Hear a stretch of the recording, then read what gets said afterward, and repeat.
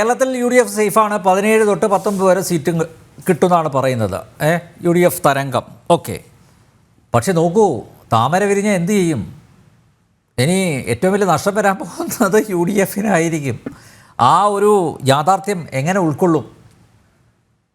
അല്ല, UDFന് നഷ്ടം വരത്തില്ല. കാരണം ഞങ്ങൾ പ്രതീക്ഷിക്കുന്നത് ഒരു ക്ലീൻ സീറ്റ് 20 സീറ്റാണ്. 2020 അതും കേരളത്തിലെ ഒരു അത്ഭുതമാണ്. കാരണം എന്താണെന്ന് വെച്ചാല് കേരളത്തിലെ രാഷ്ട്രീയ ചരിത്രത്തിൽ 2 വട്ടം, അതായത് 2004 എൻ ബ്ലോക്ക് ആയിട്ട് ഇടതുപക്ഷം ജയിച്ചു 18 സീറ്റ്. ഞങ്ങൾക്ക് ഈ പൊന്നാനിയിൽ അഹമ്മദ് സാഹിബ് മാത്രമാണ് ജയിച്ചത്. മൂവാറ്റുപുഴയിൽ അന്ന് ഇപ്പോഴത്തെ NDAയുടെ IFP എന്ന് പറയുന്ന പഴയ രൂപത്തില് നമ്മുടെ PC തോമസ് ജയിച്ചു. അപ്പോ കംപ്ലീറ്റ് എന്ന് പറഞ്ഞാൽ ഞങ്ങൾക്ക് ഒരു സീറ്റ് ഒഴിച്ച് 18 സീറ്റും അപ്പുറത്ത് പോയി ഒരു തെരഞ്ഞെടുപ്പായിരുന്നു 2004. 2019 തെരഞ്ഞെടുപ്പും കേരളത്തിൽ ഒരു അത്ഭുതമാണ്. കാരണം ഇടതുപക്ഷത്തിന് കേവലം ഒരു സീറ്റ്, ഞങ്ങൾക്ക് 19 സീറ്റ് കിട്ടും. അപ്പൊ ഞാൻ പ്രതീക്ഷിക്കുന്നത്, എന്റെ ഒരു കണക്കുകൂട്ടല്, കേരളത്തിന്റെ ചരിത്രത്തിൽ പുതിയൊരു രാഷ്ട്രീയം, അതായത് പുതിയൊരു ചരിത്രം ഉണ്ടാകാൻ പോകും. ആ ചരിത്രം മറ്റൊന്നുമല്ല, 20-20 കഴിഞ്ഞ പ്രാവശ്യം ഞങ്ങൾക്ക് നഷ്ടപ്പെട്ട 20 ആ ഒന്നുകൂടി ചേർത്തുകൊണ്ട് 20-20 ഞങ്ങൾ ജയിക്കും എന്നുള്ള സമ്പൂർണമായ ഒരു വിശ്വാസത്തിലാണ് ഞങ്ങൾ കേരളത്തിൽ നിൽക്കുന്നത്. അതുകൊണ്ട് തന്നെ ഞങ്ങൾ പറയുന്നു, താമര വിരിയും എന്നുള്ള സർവേക്കാരന്റെ സങ്കല്പം, അല്ലെങ്കിൽ സർവേക്കാരുടെ അവരുടെ സർവേ. പക്ഷേ ആ സർവേക്ക് ഞാൻ പറയുന്നു, ഇനിയിപ്പോ ഇന്നിപ്പോ 8 മണി 9 മണിയായി, നാളെ 8 മണി ആകുമ്പോഴത്തേക്കും ഇലക്ഷന്റെ വോട്ടെണ്ണൽ തുടങ്ങും. അപ്പോ 24 10 34 2 36 മണിക്കൂർ. അല്ല, അങ്ങനെ ഉറച്ചു പറയുകയാണെങ്കിൽ താമര വിരിയില്ല എന്ന് പറയുകയാണെങ്കിൽ നിങ്ങൾ തമ്മിൽ എന്തെങ്കിലും അഡ്ജസ്റ്റ്മെന്റ് നടത്തി കാണും. അതുകൊണ്ടാണ് ആത്മവിശ്വാസത്തോടെ പറയുന്നത് താമര വിരിയില്ല എന്ന്. അല്ല, ഞാൻ പറഞ്ഞല്ലോ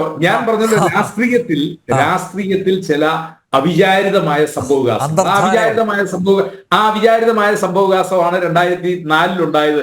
ഞങ്ങൾക്ക് ആകെ ഒരു സീറ്റ് കിട്ടി, മുസ്ലിം ലീഗിന് ഒരു സീറ്റ് മാത്രം കിട്ടി. 2019 ആ വിചാരിതയാണ് കേരള രാഷ്ട്രീയത്തിൽ ഉണ്ടായത്, ഇടതുപക്ഷത്തിന് ഒരു സീറ്റ് മാത്രം കിട്ടും.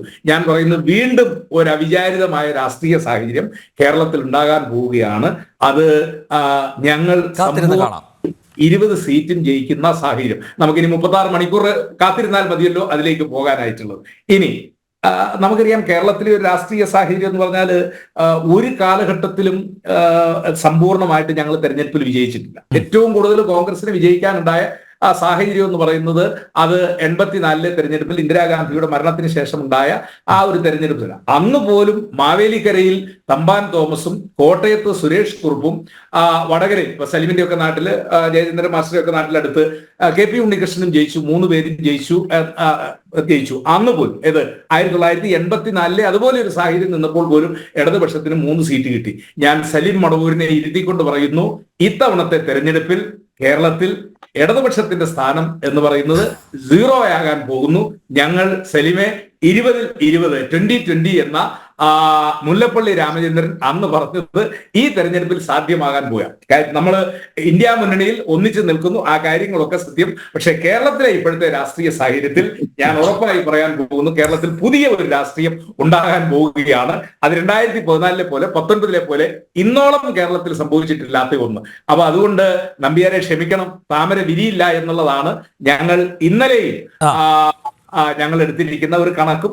അത് ഞങ്ങളുടെ ബൂത്തുകളിൽ നിന്നും അതുപോലെ തന്നെ ഞങ്ങളുടെ പാർട്ടി പ്രവർത്തകരിൽ നിന്നും ഒക്കെ ലഭിച്ചിരിക്കുന്ന ഒരു സർവേയുടെ ഭാഗമായിട്ട് ഞങ്ങൾക്ക് ലഭിച്ചിരിക്കുന്നത്.